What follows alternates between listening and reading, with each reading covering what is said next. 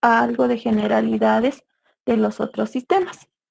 Es en ese sentido que primero debemos saber que la anatomía viene del griego anatomía, que es la ciencia de la medicina que estudia la constitución macroscópica del organismo. Y cuando nosotros hacemos referencia a anatomía humana, prácticamente nos estamos refiriendo a aquellas estructuras anatómicas macroscópicas del cuerpo humano que se va a estudiar en base a cortes, ya a cortes, a disección que se vaya a realizar. Es en ese sentido que vamos a ver que la anatomía se va a ir subclasificando. Y tenemos una anatomía descriptiva. En esta anatomía descriptiva, prácticamente nosotros hacemos mención a la organización del cuerpo en aparatos y sistemas. Y lo que nosotros vamos a describir es la forma de determinado órgano, el peso, las características físicas que tenga, el color, ¿ya? Y realizamos comparaciones con algunas partes geométricas, ¿ya? Entonces debemos tomar en cuenta eso en primera instancia, la posición, la situación, la forma, el color, el peso que tiene y las características de una determinada estructura que nosotros vamos a ir describiendo. Es en ese sentido, por decirle, si nosotros hablamos de una descripción de los pulmones, podemos decir que el pulmón tiene una forma cónica de base inferior, tiene un vértice que se encuentra directamente relacionada con el orificio superior de la caja torácica. Esta va a presentar tres caras, una cara mediastínica, una cara diafragmática y una cara esternocostal. Va a estar dividida en lóbulos, ¿verdad? Un lóbulo superior y un lóbulo inferior en el caso del pulmón izquierdo. También va a encontrarse una cisura oblicua, ¿ya? En este caso. Y vamos a ver que pesa aproximadamente el lado izquierdo 600 gramos y el lado derecho 700 gramos. Tiene en el adulto un plomo, ¿ya? Un plomo gris. Entonces, esas características nosotros debemos describir de una determinada estructura cuando hablamos de anatomía descriptiva. También vamos a hablar un poquito de la anatomía topográfica y ahora que vamos a entrar a la región abdominal, debemos tomar en cuenta que estudia el cuerpo en base a regiones, divisiones que van a estar hechas a partir de líneas imaginarias. Y tomamos en cuenta este ejemplo, ¿verdad? Tomamos el tercio medio de la clavícula y tomamos la espina ilíaca anterosuperior, tanto derecho como izquierdo. Realizamos una línea vertical, ¿ya? Donde separamos en estos tres regiones o tres planos del abdomen. De la misma forma, vamos a tomar puntos de referencia que son los bordes inferiores de los arcos costales, los últimos bordes inferiores, y realizamos una línea imaginaria, ya tomando esos dos puntos, y el otro punto es a nivel umbilical, en el ombligo. Hacemos una línea horizontal y vamos a dividir los 9 cuadrantes. ¿Para qué nos sirve esta anatomía topográfica? Para determinar en esta región qué órgano se encuentra, ¿ya? ¿Qué órgano se encuentra en esta región? Entonces, para eso nos sirve la anatomía topográfica. ¿Alguien está con el micrófono prendido, por favor? Listo. Y luego tenemos esta otra anatomía, que es la anatomía aplicada o clínica. Esto va en referencia a las molestias que nuestros pacientes nos van a indicar. Y en base a esas nosotros podemos decir cuál pueda ser la región afectada probablemente. Es decirles, si viene un paciente y lo más frecuente es que venga un paciente con los ojos amarillos, nos diga que está vomitando amarillo, que esto ha iniciado cuando ha empezado a comer huevo, queso o alguna comida copiosa, alto en grasa. Entonces nosotros hacemos referencia a que debe ser una afectación a nivel biliar, a nivel de la vesícula. Entonces, directamente nos marcamos para hacer el examen físico a la región de hipocondrio derecho, donde sabemos que por anatomía se encuentra la vesícula biliar. Entonces, en referencia a lo que nos indiquen nuestros pacientes, podemos ya ver el posible órgano y conceptualizar la región que está afectada. Luego tomamos de mano también a la anatomía comparada. Esto es a través de comparaciones y prácticamente se realiza cuando queremos hacer un trasplante. ¿Ya? Entonces hacemos comparaciones de la anatomía de un cuerpo humano y hacemos la comparación con algunos animalitos cercanos, ¿ya? Al humano, puede ser los perros, puede ser conejos, gatos, para trasplante de córnea, para trasplantes renales, entonces vamos viendo, ¿listo? Entonces, esa es la anatomía comparada, entonces va una y otra estructura de estos seres vivos y para ver cuán similares son. Luego tomamos de mano también a la anatomía del desarrollo, lo que ustedes el año pasado han visto, ¿no? Durante las etapas de formación, cómo se describe y se diferencia la anatomía, la formación de cada uno de estos órganos. En la anatomía funcional, su relación de cada uno de estos órganos en su función. Hablamos mucho en referencia a la fisiología. Va acompañado de esta especialidad. Entonces, de la fisiología. Y también decimos, ¿no? Cuánto es lo normal que debe ser los movimientos de flexión, extensión, abducción, aducción. Entonces, vamos viendo esa comparación. Luego vemos también lo que es la anatomía microscópica, lo que ustedes están viendo en histología. Ya ver la estructura en base a cortes, fijación. Entonces vemos los pormenores y la parte diminuta de estos órganos, lo que el ojo humano no puede ver y es necesario que lo podamos visualizar a través de un microscopio. ¿Listo? Entonces vamos viendo el músculo cardíaco, ¿ya? Lo que nosotros hemos tocado, el corazón, entonces acá ya vemos el músculo cardíaco. Otra, otra clasificación también es la anatomía de superficie, ¿ya? Y esto va relacionado al funcionamiento de cada uno de estos órganos. Nosotros, al auscultar corazón, vemos, ¿no? El flujo de sangre que existe entre la circulación mayor y la circulación menor. Y esto a través de un estetoscopio. Vamos viendo los latidos, la sístole y la diástole. Vamos escuchando, ¿ya? Y si encontramos algún soplo, de la misma forma vamos identificando. Entonces eso es lo que en la parte interna está funcionando y está a través de un instrumento se pueda detectar, ya sea visualizar o escuchar. Entonces tomamos de mano de instrumentos o a través de un ecógrafo, un radiógrafo. Entonces se va mostrando toda la estructura orgánica de la parte interna hacia la parte externa. Vamos tomando de mano también a lo que es la anatomía quirúrgica. Y esto más que todo hace referencia a los cirujanos que hacen las intervenciones quirúrgicas, hacen las incisiones para las apendicectomías, para las colecistectomías. Entonces se hace una incisión de Kosher. Entonces ahí vamos viendo qué estructuras anatómicas se van a ir seccionando y cómo vamos a poder nosotros llegar hasta, por decirles, la vesícula, si nosotros queremos hacer esta operación. ¿Listo?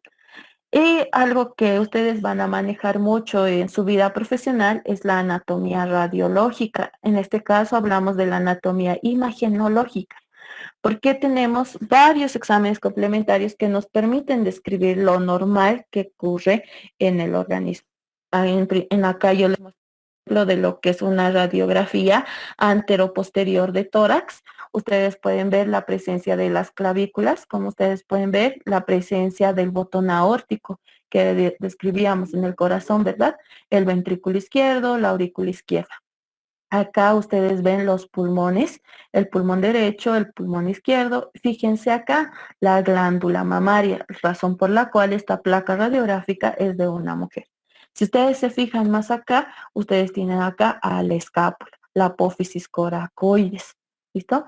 Y en la parte central, fíjense, se observa lo que son las apófisis espinosas de las vértebras, en este caso torácicas. Entonces vamos a identificar. Si ustedes se fijan acá, tenemos el diafragma. Y esta es la burbuja gástrica, es decir, que se encuentra el estómago. Entonces, a través de este examen complementario, vamos nosotros identificando las estructuras. Lo mismo podemos realizar en una tomografía, en una ecografía o en una resonancia magnética. Nos permite ver lo normal para que podamos encontrar lo patológico. Por ahora vamos a hablar todo lo normal. ¿Listo? Lo que han ido viendo en el primer semestre y en este segundo semestre, todo lo normal. Y lo que vemos en la anatomía patológica, como les decía en el ejemplo de la anatomía quirúrgica, ¿verdad? Entonces ustedes han hecho una incisión, han sacado la vesícula, han visto que hay un daño y lo que nosotros necesitamos saber si este daño ha sido benigno o maligno, si esta puede dejar metástasis. Entonces vamos a la anatomía patológica. Seccionamos, se extrae la vesícula biliar, se realiza fijaciones y cortes diminutos y se va a un microscopio donde nosotros vemos cuán afectación hay, si es maligno, benigno, si existe algún TNM, cómo se clasifica los cánceres. Entonces, vamos identificando eso. A eso se refiere la anatomía patológica. Entonces, han visto que lo abundante que es la anatomía y prácticamente es la base de la medicina. Aparte de eso, hemos visto que las estructuras del cuerpo humano van a estar directamente relacionados en primera instancia por un sistema osteológico, que es la parte ósea, que la osteología es la rama de la anatomía que estudia los huesos, que es la primera instancia que le va a dar el soporte, el sostén al cuerpo. Por encima de esta parte ósea, los huesos van a estar unidas por medio de articulaciones, como ustedes lo han visto, y esta le va a dar la mecánica, el movimiento a esta estructura ósea. Entonces tenemos a la artrología que estudia las articulaciones, ¿ya? No confundir con las artrosis, que son enfermedades degenerativas, ¿ya? Luego tenemos que por encima, después de que se han articulado estas estructuras óseas, van a encontrarse reforzadas por los músculos para que éstas puedan potenciar los movimientos. Hablamos de la miología, que es la rama de la anatomía que va a estudiar a los músculos, su origen, su inserción, la forma, cómo se relaciona con los otros músculos y todo ello. Y dependiendo de la forma que tenga, se van a subclasificar. Luego vemos a la angiología, ¿ya?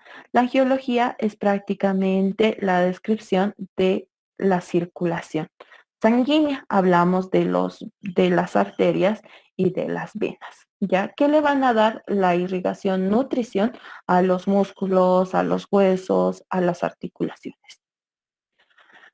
Luego tenemos a la neurología, ¿ya? La neurología va a encargarse de darle la inervación a estas estructuras, a la parte ósea, a los músculos, a los órganos, a las vísceras huecas.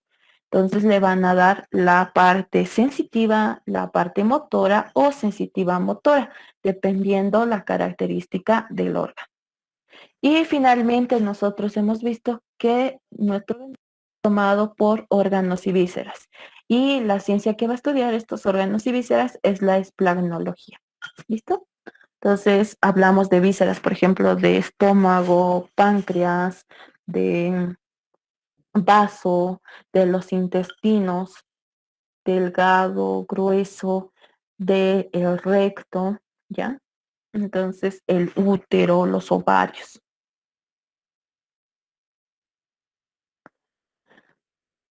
Eso en cuanto a las especialidades y ciencias que van a apoyar a la descripción. Algo que ustedes también saben y lo han visto es que debemos de manejar muy bien lo que son estos términos de planos y ejes, ¿ya? No se olviden que es muy importante para determinar en qué región nos encontramos para una determinada descripción. Hablamos de ejes cuando se forman unas líneas imaginarias, ¿ya? Una línea imaginaria que va a darnos dos planos. Si hablamos nosotros de un eje longitudinal o eje sagital, como ustedes pueden ver, es un corte que se realiza, ¿no? Desde el vértex del cráneo, ¿ya? Se dirige de forma vertical y nos va a dividir al cuerpo en dos planos, en un plano derecho y en un plano izquierdo. Entonces tenemos un eje que es la línea de corte y el plano son las regiones donde se van a encontrar. Luego tenemos un eje coronal y este corte se realiza desde la sutura coronal, ¿ya? Desde la sutura coronal por el pabellón auricular y el tercio medio, dividiendo en dos planos, en un plano anterior y un plano posterior. Luego tenemos un eje transversal. Este eje transversal generalmente se tiene como punto de referencia al ombligo y divide en un plano superior o un plano inferior. También se puede llamar un plano cefálico y un plano caudal. Cefálico porque está cerca a la cabeza y caudal porque está cerca al perine o cola. ¿Listo? Entonces tenemos los ejes y planos. Algo que también ustedes deben saber es que debemos tomar en cuenta la posición anatómica. Debemos colocar en posición anatómica para que podamos describir de forma adecuada cada uno de estos órganos. Y la posición anatómica es cuerpo de pie, ¿ya? Con la mirada hacia el frente, algunos autores dicen con la mirada hacia el horizonte, los miembros superiores a lo largo del tronco, con las palmas de las manos hacia adelante o en supinación y con los pies hacia adelante, talones con un puño de separación. ¿Listo? Entonces, esa es la posición anatómica.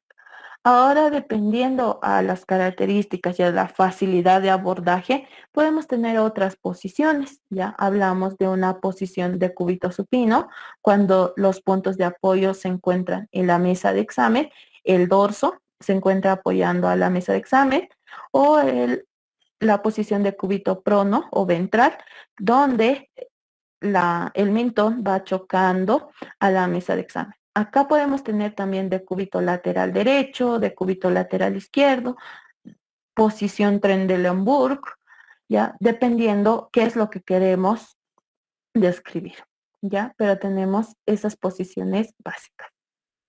Hablando un poquito de la parte ósea, ustedes saben que el sistema esquelético va a estar formada por dos esqueletos, un esqueleto axial o central o el eje principal, que esta va a estar formada por lo que es el cráneo, el cuello, con las vértebras cervicales, las vértebras torácicas, lumbar, ¿ya? Y va a llegar a las vértebras sacras, que estas van a formar el sostén junto con la caja torácica, que está formada por los arcos costales y el esternón. Este es el esqueleto axial. Y a su vez van a tener el esqueleto apendicular. Y aquí hablamos del esqueleto apendicular superior y el apendicular inferior. En la parte superior vamos a tener a la cintura escapular que está formada por la clavícula y la escápula. Vamos a tener al húmero, tenemos el radio, el cúbito, los huesos del carpo, las falanges. En la parte inferior vamos a tener la cintura pélvica, va a estar formada por el hueso ilíaco, el hueso sacro.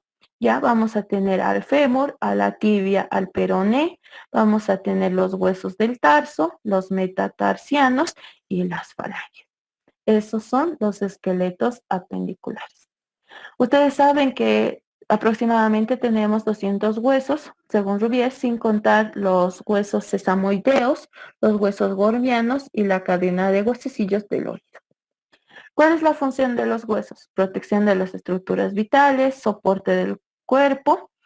También es la parte mecánica, base mecánica para el cuerpo, es reservorio de sales como el calcio y nos va a permitir generar las células sanguíneas.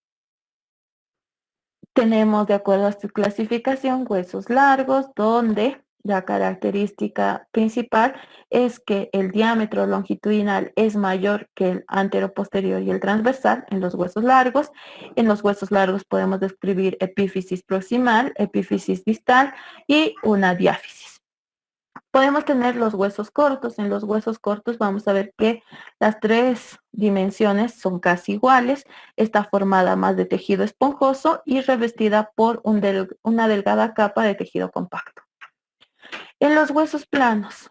En los huesos planos vamos a ver que el diámetro longitudinal y el diámetro transversal son casi iguales, pero el diámetro antero-posterior es bien delgado. Está formado más por tejido compacto. Vamos a contar también con huesos sesamoideos. Uno de los grandes referentes es el hueso sesamoideo rótula, que se encuentra en la rodilla. Y podemos tener también otra clasificación de los huesos irregulares, que no pertenecen a ninguna de las clasificaciones anteriores. Acá también podemos hablar de huesos neumáticos, como son los huesos de la cara, como el maxilar, el esfenoides, el hueso frontal. Dentro de las articulaciones vamos a ver que existe una gran clasificación, ya de acuerdo a su movimiento. Podemos clasificarlas en sinartrosis, anfiartrosis y diartrosis. La sinartrosis, aquellas donde no hay movimiento, ya, y prácticamente sirven por unión de superficies óseas. Acá podemos ver que se pueden subclasificar. Entonces tenemos las articulaciones de tipo sinartrosis sin fibrosis, que van a estar unidas por medio de tejido conjuntivo. Acá tenemos un ejemplo que son las suturas craneales, ¿ya? Y también podemos ver en la articulación gingivodentaria, ¿ya? Entonces, de las piezas dentarias. Luego tenemos también la articulación sinartrosis sin condrosis, que esta unión va a ser por medio de tejido cartilaginoso, a diferencia de la sin fibrosis, que era por medio de tejido conjuntivo. Acá podemos tener a los cartílagos costales, ¿ya? Y la metáfisis que se va a formar por las placas epifisiarias, una vez que la persona termine su crecimiento, aproximadamente a los 22 años. Luego tenemos la sinostosis o articulaciones óseas, ya que por una consolidación de las estructuras óseas, estas se quedan cerradas, ya. Es un ejemplo el hueso coxal. También tenemos entre la epífisis y la diáfisis, que son los cartílagos de crecimiento. Y acá, como les decía, la sinartrosis son aquellos que no tienen movimiento y podemos ver las suturas, la sindesmosis y la gonfosis, que es la articulación de las piezas dentarias con las fosas alveolares. Las semimóviles, las anfiartrosis, y estas van a estar dadas generalmente por uniones ligamentosas.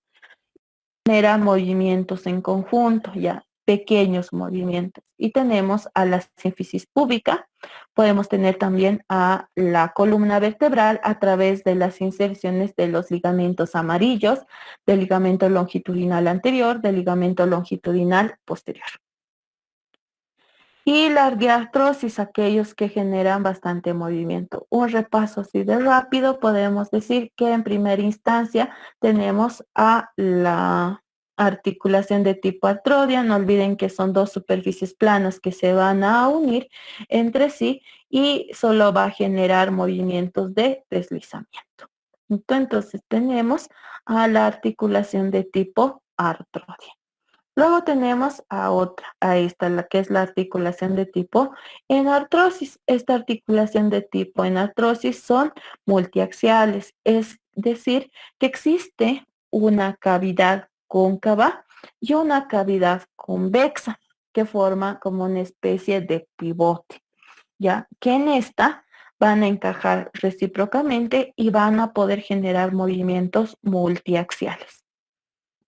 Es las características de la articulación coxofemoral o de cadera o de la articulación glenohumeral y nos permite realizar bastante movimiento, como por ejemplo flexión, extensión, abducción, aducción, rotación interna, rotación externa.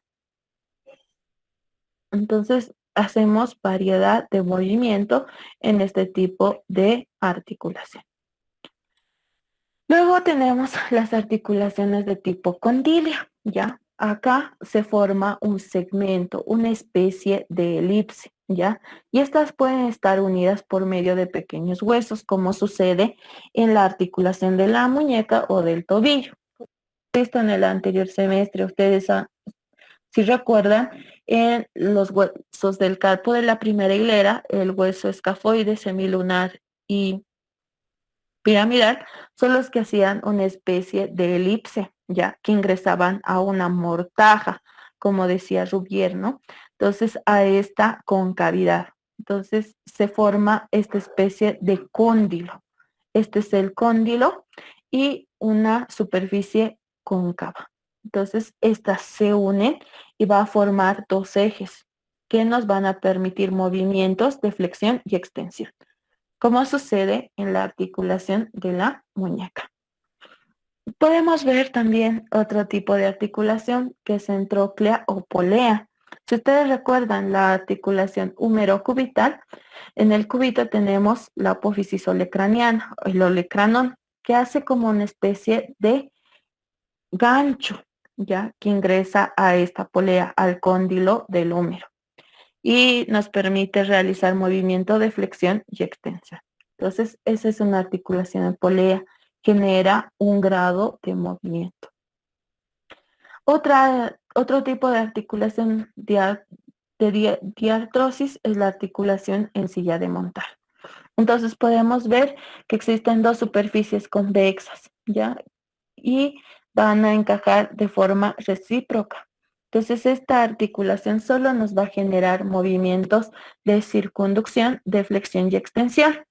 Entonces tenemos a la articulación metacarpofalángica, primer metacarpofalángica o la articulación del pulgar. Otra que también es Otra articulación es la articulación de tipo trocoide, ¿ya?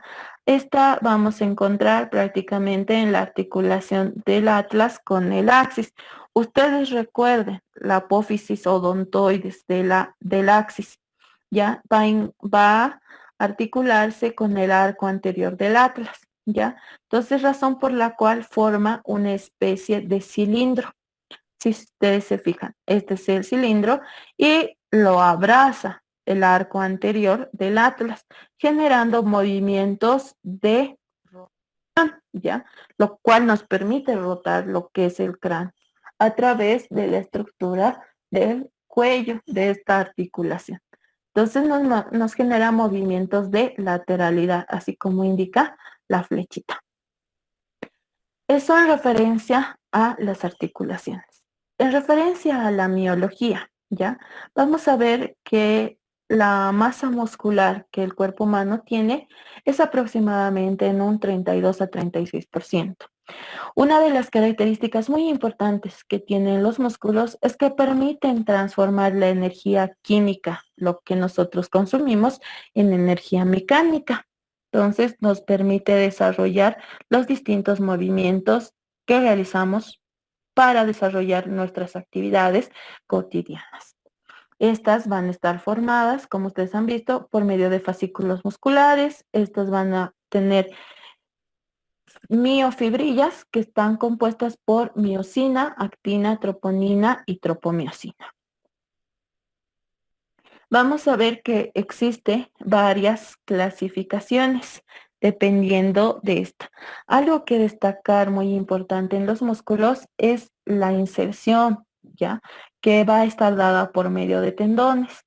Y estas van a encontrarse insertadas en la parte ósea, cartilaginosa, en la parte de la fascia o la parte cutánea, razón por la cual también hablamos de músculos cutáneos, como por ejemplo el palmar cutáneo de la región hipotenar de la mano, si ustedes recuerdan.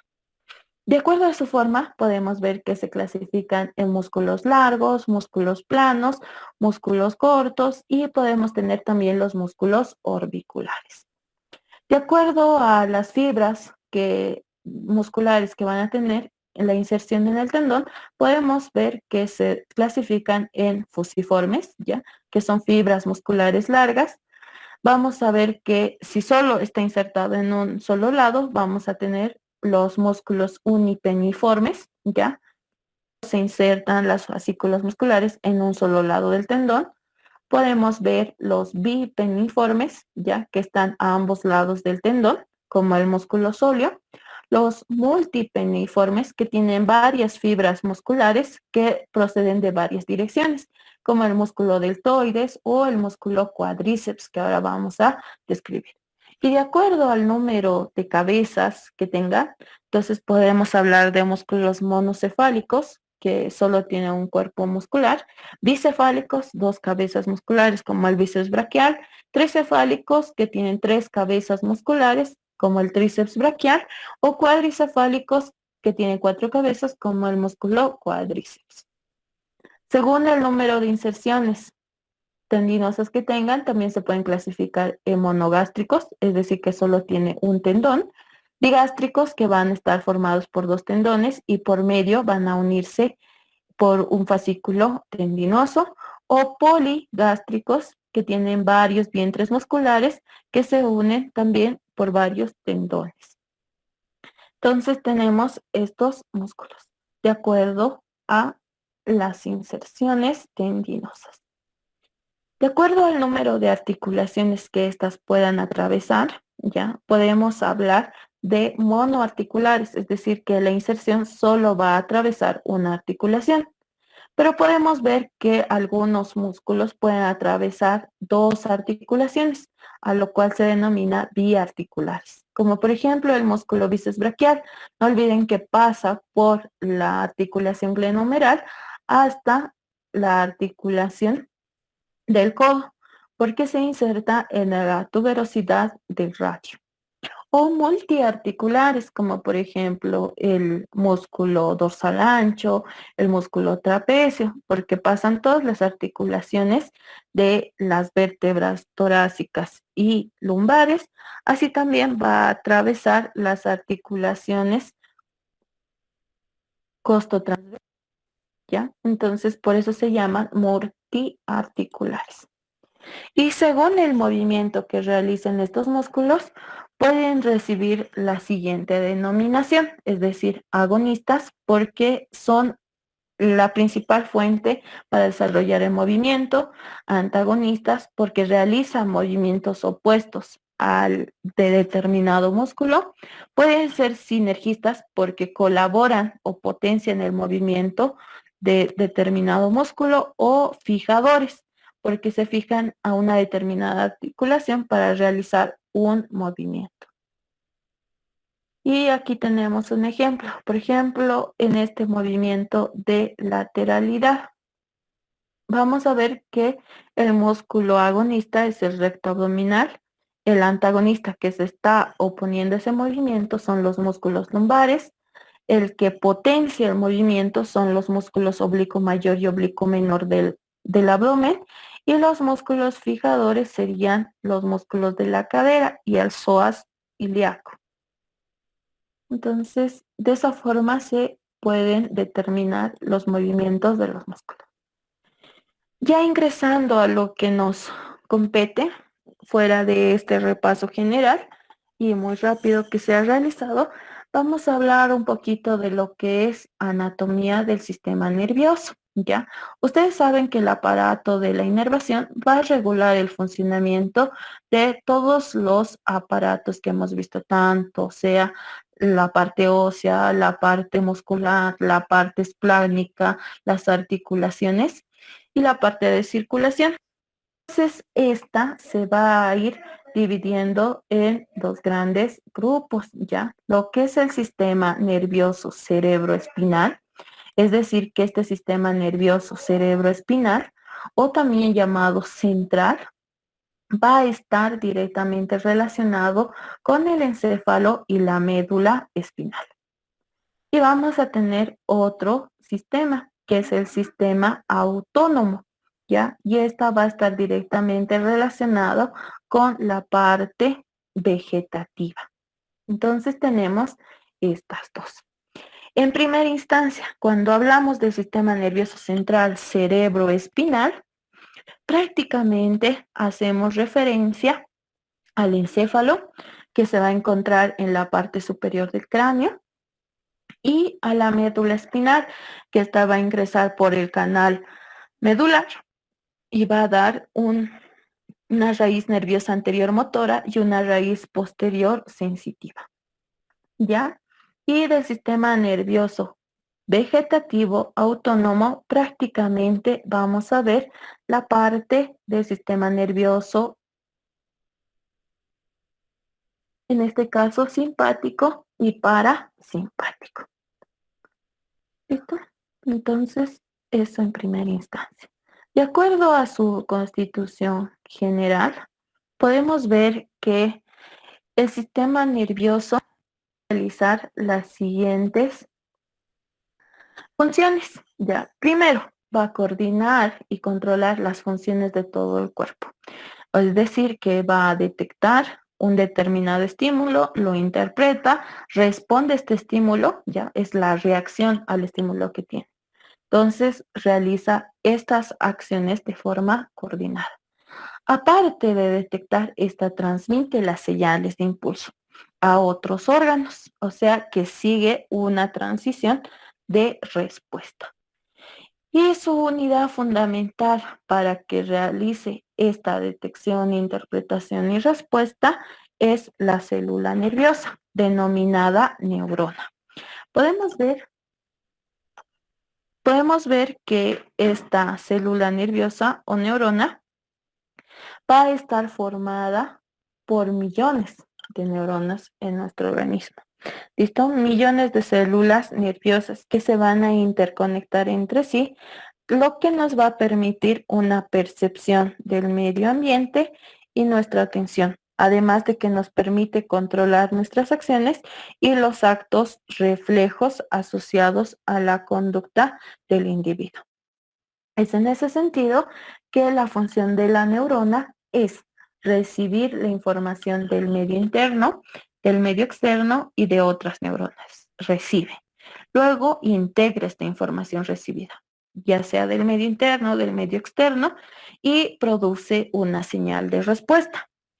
Después de generar la respuesta, esta conduce la señal ya para que llegue a determinada región del cerebro. Finalmente va a transmitir a otras neuronas esta señal, esta interpretación, para que exista una respuesta. Entonces, esas son las 4 funciones que va a realizar la neurona. Es en ese sentido que también vamos a encontrar lo que son neuronas sensitivas, neuronas de asociación y neuronas motoras. ¿Ya? Las neuronas sensitivas van a estar directamente relacionadas, ¿ya? Con recepcionar un estímulo específico, como por ejemplo calor, ya frío, calor, presión, dolor, sonido, ¿ya? Entonces estas van a ser transmitidas al cerebro y va a haber una respuesta a través de la médula espinal. Podemos decir también que de acuerdo a la fisiología de la neurona, va a desarrollar determinadas funciones cada una de estas. También tenemos las neuronas motoras. Estas neuronas motoras son las que van a transmitir la información al cerebro, a la médula espinal y en específico a los músculos estriados, ¿ya? Que son los órganos efectores. No olviden que los músculos estriados son aquella parte motora que van a realizar. No digo que solo son los únicos, ¿ya? Pero que en mayor porcentaje van a encontrarse para estímulos de los músculos estriados. Y las neuronas de asociación se van a encontrar situadas en el encéfalo entre los núcleos, ¿ya? Y van a conectar tanto las neuronas sensitivas como las neuronas motoras.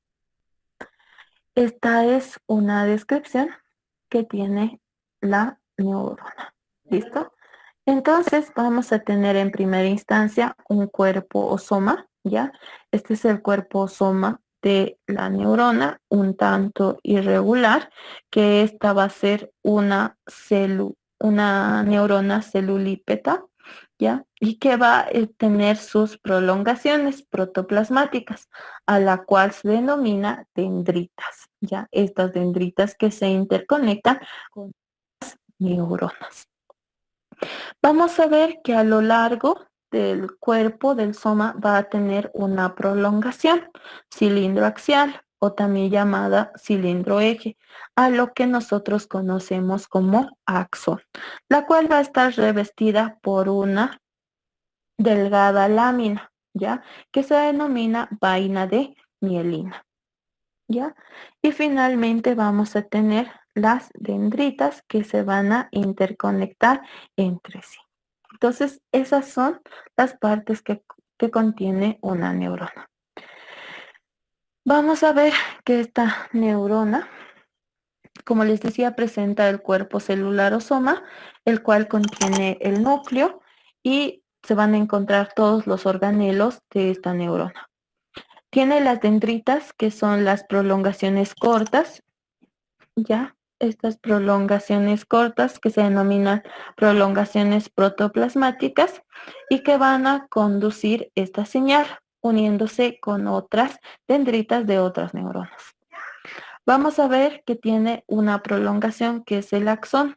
Este axón o cilindro eje va a ser la prolongación más larga que tenga la neurona y es la que transita el estímulo hacia un órgano o hacia otra neurona. Esta va a estar revestida de una vaina de mielina que tiene un material oleoso, graso, y que aísla al axón para aumentar la rapidez del desplazamiento de este impulso nervioso.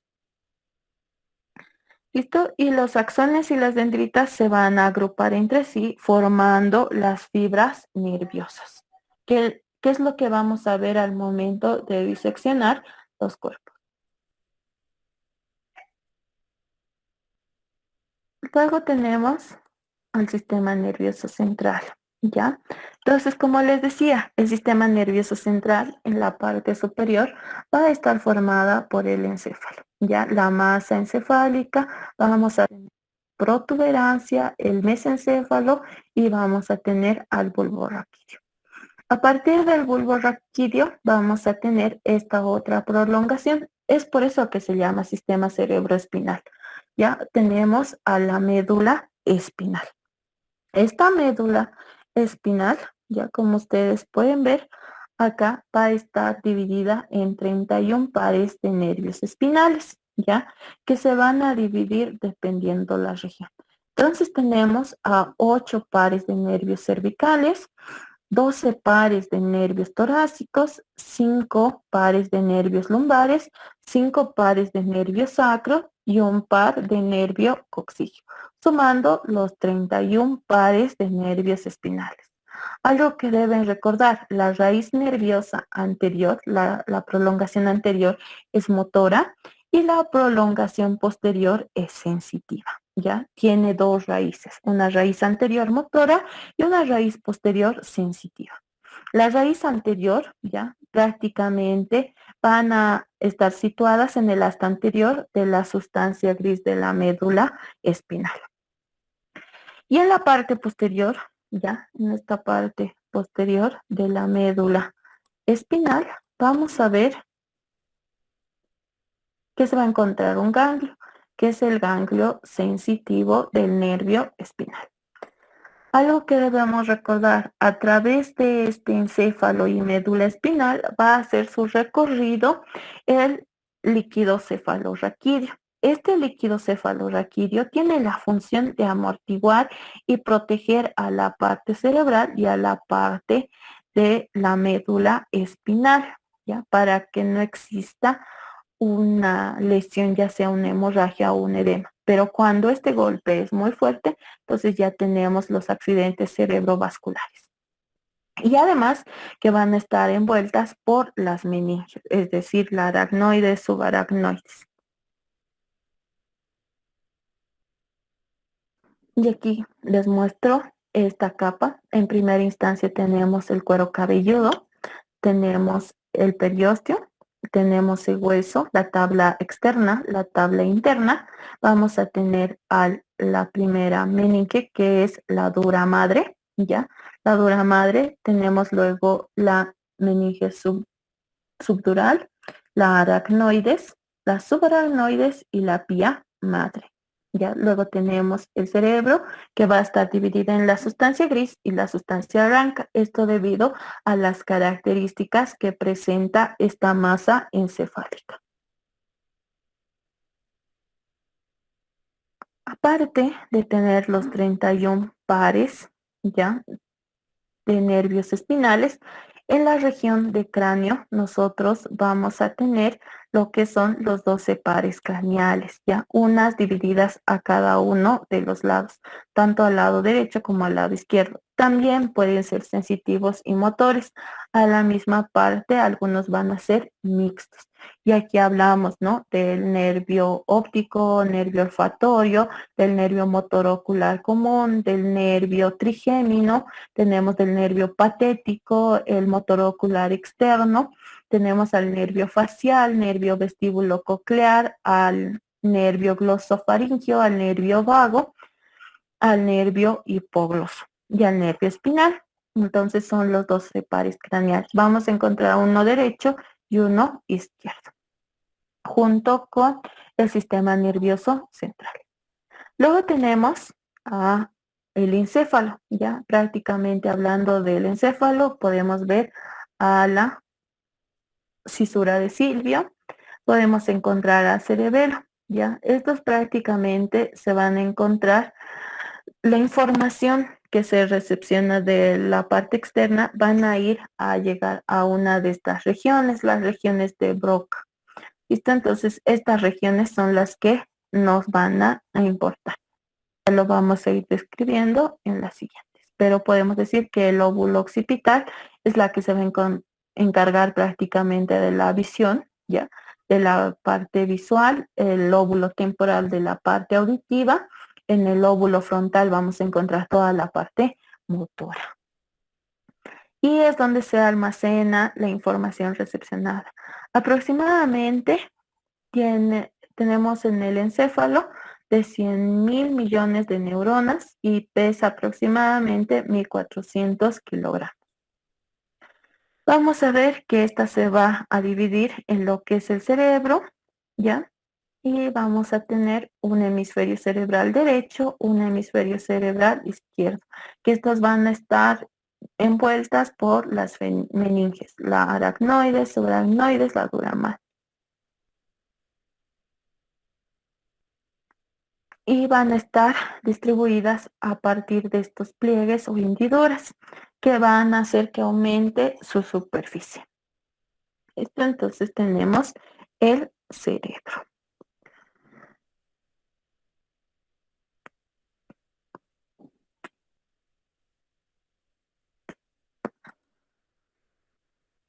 Luego tenemos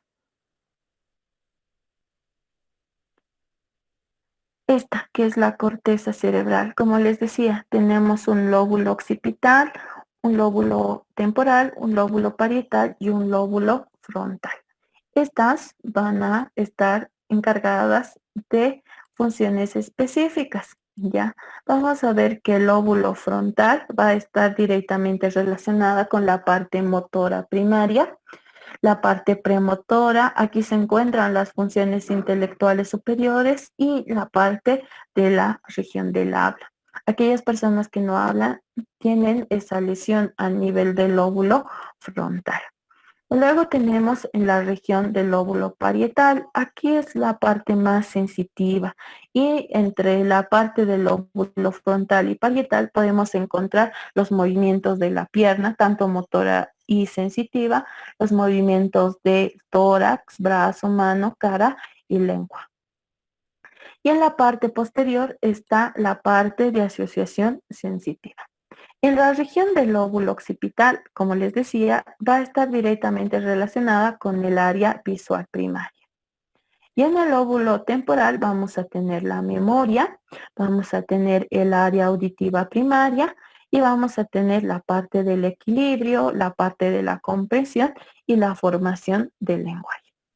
Cada determinada área y lóbulo tiene funciones específicas. Vamos con lo siguiente. Doctora, una pregunta. Dime. Doctor, ¿exactamente dónde se encuentra el área de Wernicke y el de Broca? El de Broca prácticamente son números que se le va a determinar en esta región, así como ustedes lo ven, son números, ¿ya? A determinadas circunvoluciones cerebrales. ¿Listo? Entonces son números de pequeños. Vamos a tener del 1 al 17, área de Broca 17, 18, 20. que van a estar directamente relacionadas a cada uno de estos lóbulos, que ya cuando estemos viendo encéfalo, lo vamos a ir describiendo cada una de estas áreas. ¿Listo? Sí, doctora, está bien. Vamos a ver que el cerebro también va a estar formada por dos capas. Como les decía, va a tener una sustancia gris y una sustancia blanca. En la sustancia gris vamos a ver que se van a encontrar la mayor cantidad de cuerpos neuronales. Y esta es la que va a procesar la información de órganos sensoriales que van a controlar los movimientos. Y en la sustancia blanca es donde se van a encontrar las vainas de mielina de los axones. Por eso es que se forma esa parte blanca. Y esta va a estar directamente conectada con el tronco cerebral. Y en la parte posterior del encéfalo vamos a encontrar al cerebelo, ¿ya? Es la segunda estructura más grande que se encuentra en esta región, ¿ya? Va a estar directamente relacionada con las fosas cerebelosas del hueso occipital, donde se van a recargar. Esta se encuentra en la parte posterior del cráneo y su función principal es mantener el equilibrio, la postura, el tono muscular y ayuda a la coordinación y movimientos finos. Cuando hablamos de una meningitis es la región donde se lesiona. Luego tenemos el tallo cerebral. Este tallo cerebral va a encontrarse ubicado por debajo e inferior al encéfalo, ¿ya? Por delante del cerebelo. Va a estar formada por el bulbo raquídeo, la protuberancia y el puente de Barolio. Vamos a ver que va a regularizar la información que se ha dado en la parte del encéfalo y el resto del cuerpo. Además de que también es por donde emergen las raíces nerviosas de los pares craneales.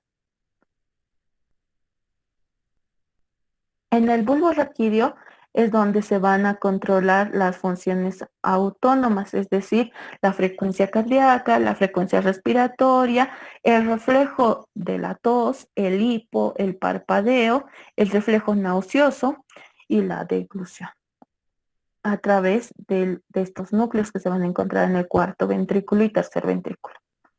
Vamos a tener también a la protuberancia anular o puente de Barolio, ¿ya? Este es el puente de Barolio. Entonces vamos a tener que esta va a ser una transición entre lo que es el mesencéfalo y la médula espinal.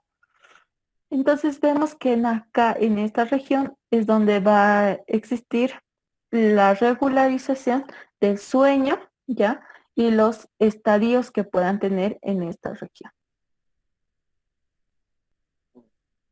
Luego tenemos el tálamo y el hipotálamo. Estas se van a encontrar en el tronco cerebral y el cerebelo. Entonces vamos a tener en el tálamo, que es la estructura anatómica que recibe los receptores sensoriales y transmite la información hacia el cerebro. Mientras que el hipotálamo es el centro de control para el reconocimiento del cansancio, la temperatura, hambre y también quien regulariza la respuesta, ya sea de ira, de enojo. Entonces, ¿qué son? Parte del sistema endocrino. Prácticamente el hipotálamo se encuentra en relación a las glándulas endocrinas. Listo, mientras que el tálamo es más de receptor y transmisión de la información, del miedo, de la tranquilidad, placer y respuestas sexuales. Entonces tenemos acá a la corteza cerebral, tenemos al tálamo y tenemos al hipotálamo. Y tenemos también a la amígdala.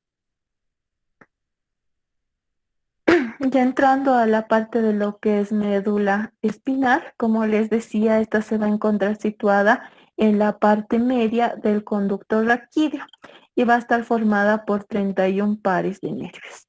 8 a nivel cervical, 8 pares de nervios cervicales, 12 pares de nervios torácicos, 5 pares de nervios lumbares, 5 sacros y un coxillo. Vamos a tener también que esta va a estar formada por dos raíces nerviosas, como les decía, una raíz nerviosa anterior, ya, esta raíz nerviosa anterior prácticamente va a ser motora, ya, es la que va a tener neuronas motoras. Y la parte posterior, ya, la raíz dorsal o posterior, es la que va a dar la parte sensitiva. Y esta va a estar formada por un ganglio, que es el ganglio sensitivo del nervio espinal o ganglio dorsal. Este va a estar con mayor tamaño en las últimas raíces nerviosas lumbares. En este vamos a poder encontrar prolongaciones nerviosas en ET, que estas se van a dirigir hacia la región periférica y hacia la región protoplasmática donde se encuentra la dendrita. ¿Listo? Entonces, y se va a continuar con el axón. Entonces, este ganglio es la que va a interpretar la parte sensitiva y va a transmitir la información hacia la raíz dorsal. Esta ingresa ya a la materia gris que se va a encontrar en la parte media de la médula espinal y la parte blanca se va a encontrar en la parte periférica. En el medio vamos a encontrar el canal del epéndido, ¿ya? Que es la parte de sostén del tercio medio.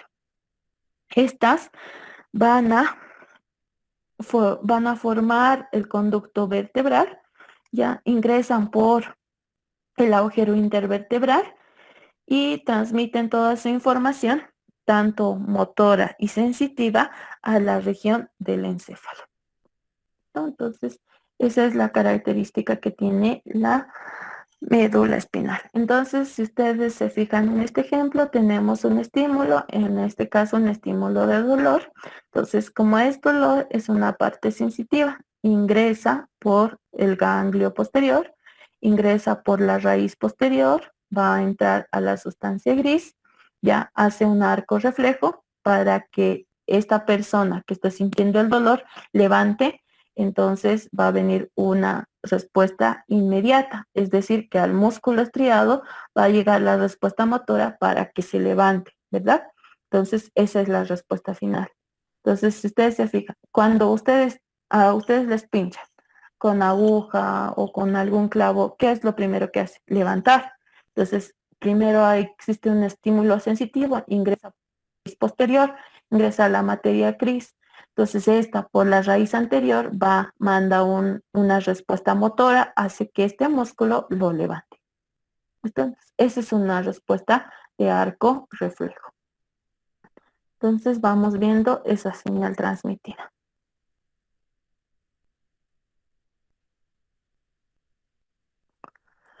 Ya hablando un poquito del sistema vegetativo, sistema nervioso vegetativo, podemos decir que estas prácticamente se van a encontrar en las vísceras, en respuesta a determinadas vísceras. Y esta va relacionada a lo que es el sistema simpático y parasimpático, ¿ya? Y esto viene directamente relacionado con lo que es esta respuesta de los órganos de forma involuntaria. Ustedes recuerden cuando hemos visto corazón, tiene un sistema autónomo propio que nace, ¿verdad?, en la aurícula derecha. Entonces es donde se va a iniciar una transmisión nerviosa. Esta va a llegar al nódulo atrioventricular. Estas van a ser dirigidas por el haz de His derecho-izquierdo para terminar por las fibras de Purkinje, ¿verdad? Empieza en el nódulo sinusal de Keith-Flack, ¿verdad? Entonces, esta respuesta que ha habido en el corazón va a estar determinada por esto, que es un sistema nervioso simpático y un sistema nervioso parasimpático. El sistema nervioso simpático va a estar dado directamente por la adrenalina, ¿ya? La adrenalina, y el sistema nervioso parasimpático por la acetilcolina. Entonces vamos a ver que este sistema simpático va a estar dada cuando hay un máximo estrés, una máxima actividad, hay una alerta, una alarma, lo que hace que la persona pueda huir, dar una respuesta intensa, ¿ya? Y esto va a estar regulado, como les decía, por la adrenalina. Y en el sistema parasimpático vamos a ver que acá más bien es más tranquilo, si ustedes quieren llamarlo de esa forma. Existe un periodo de equilibrio, ¿ya? Entonces, donde regula el flujo de sangre, hay una respuesta más tranquila, ya no hay un estrés, no hay un estímulo, como sucedía en el sistema simpático. Y estas van a estar determinadas sus funciones en las vísceras huecas en específico, como corazón, como pulmones, como estómago, podemos ver incluso en hígado, en vaso, en intestino delgado e intestino grueso. Y tenemos esta respuesta, ¿no? Esta respuesta simpática y parasimpática. La respuesta simpática va a estar dada por las raíces nerviosas espinales, ya por las raíces nerviosas espinales. Y la respuesta parasimpática generalmente va a estar dada por algunos nervios que proceden de los pares craneales, ya sea del nervio glosofaríngeo, del nervio vago o también del nervio facial. ¿Listo? Y nos van a dar esta respuesta. Entonces tenemos un sistema nervioso autónomo simpático y parasimpático. La parte simpática por las raíces nerviosas espinales y la parte parasimpática por los pares craneales. ¿Listo? Muchas gracias. Si tienen alguna duda, pregunta, por favor. Y Doctora, ahorita. yo tengo una pregunta, bueno, dos. Uno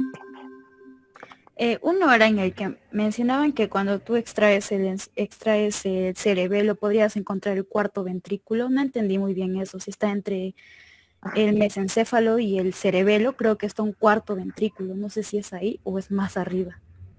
Hay una estructura, ya, y vamos a ir viendo a través, a medida que vayamos realizando los cortes.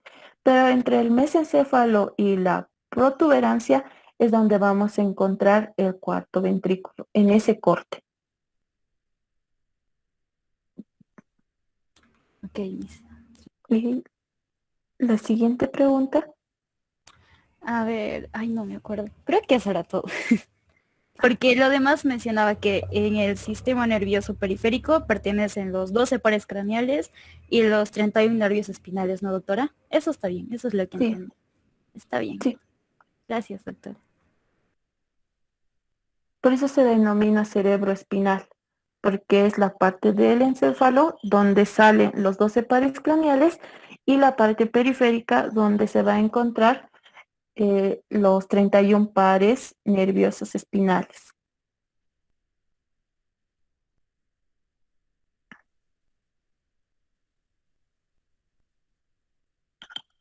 ¿Qué más?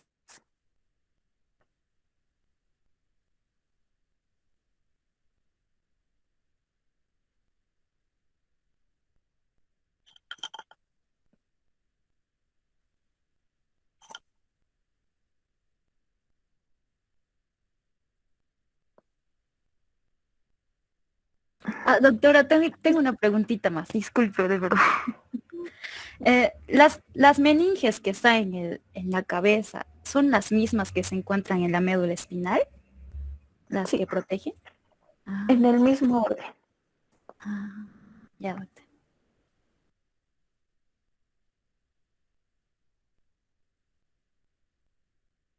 Es como una envoltura, como una fascia que va envolviendo desde acá, fíjense, ya, de la dura madre, y lo mismo va a ir envolviendo lo que es la médula espinal y va envolviendo, ¿verdad? Ven todavía mi pantalla, ¿verdad? Sí se ve, doctora. Entonces tenemos acá la dura madre que envuelve todo el encéfalo y va bajando, va descendiendo y va envolviendo a lo que es la médula espinal. Entonces esa es la dura madre. Y las meninges van en el mismo orden: dura madre, subaracnoides, pía madre. Entonces, por donde se sostiene la médula por el ligamento dentado, a partir de qué meninge entonces se genera o nace, o es su origen. No sé. No he entendido tu pregunta. ¿Tal vez nuevamente, por favor? El ligamento dentado, a partir de qué meninge se extiende o a partir de qué meninge nace. No olvides que el ligamento dentado va a insertarse en la estructura ósea, diferente a las meninges. Las meninges son estas membranas, pero el ligamento es otro. Son dos cosas diferentes. No se une directamente el ligamento y la meninge. ¿Me dejo entender? Sí, sí, doctora, muchas gracias.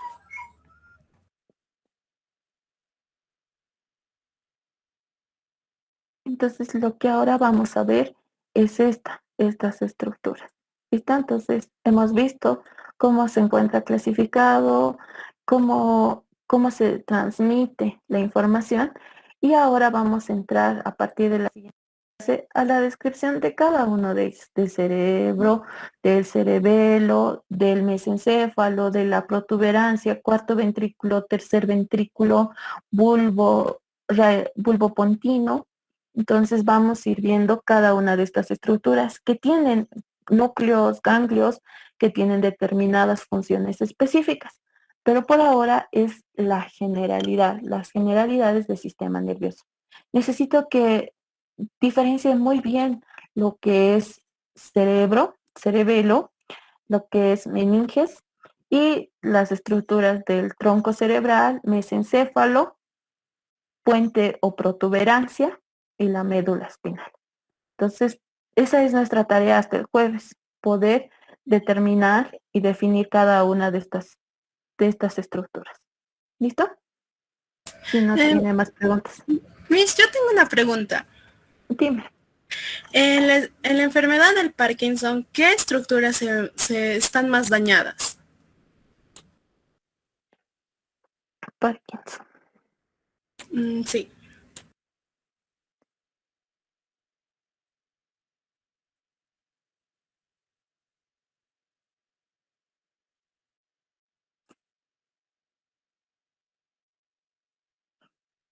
Como ustedes saben, prácticamente el Parkinson es un trastorno del sistema nervioso central que afecta a los movimientos. Motora, ¿ya? Está dada por el lóbulo frontal, si ustedes recuerdan, de acuerdo a la exposición, ¿ya? La parte motora va a estar regida en este lóbulo, que es el lóbulo frontal del cerebro.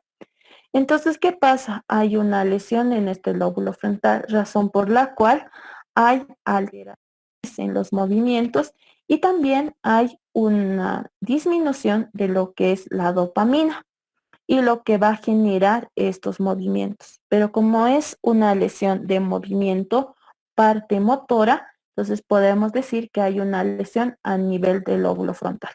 Pero dependiendo de la fisiopatología que presente esta enfermedad, podemos ver incluso que presenta pérdida del equilibrio, alteraciones en los movimientos. Es como si contara dinero, ¿no ve? Con las manitos, este pacientito. Entonces, esa es la respuesta, pero debemos relacionarlo con su fisiopatología. ¿Listo? Entonces, ahorita anatómicamente hay una lesión a nivel del lóbulo frontal. Ya ustedes, cuando haya alteraciones entre dopaminas, electrolitos, entonces hay un desnivel de ello. Cuando ustedes avancen en fisiología, lo van a poder entender un poquito mejor. ¿Está bien? Sí, doctora. Algo que les recomiendo y para no confundirnos, estamos viendo la parte normal y hay una cápita en la carrera para que ustedes vean la parte de patologías. No van a poder entender mucho si no han llevado fisiología, el funcionamiento normal.